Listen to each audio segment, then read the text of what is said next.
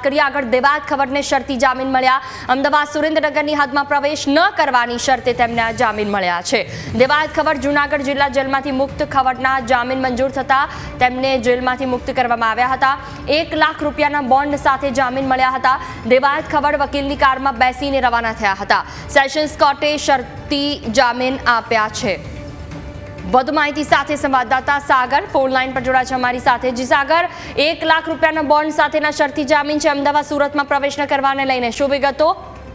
જી બિલકુલ થી જો વાત કરવામાં આવે તો જે જાણીતા લોક સાહિત્યકાર દેવાયત ખવડ છે કે જે મારામારીના કેસમાં તેમની ધરપકડ થઈ હતી અને ત્યારબાદ તેઓને છે તે જામીન માટે અરજી કરી હતી અને તેમને ખાસ જે ગીર સોમનાથ જિલ્લામાં આ બનાવ હતો, પરંતુ તેમને જુનાગઢ જેલ ખસેડવાનો હુકમ કરવામાં આવ્યો હતો અને તેથી દેવાયત ખવડ છે તે જુનાગઢ જેલમાં બંધ હતા।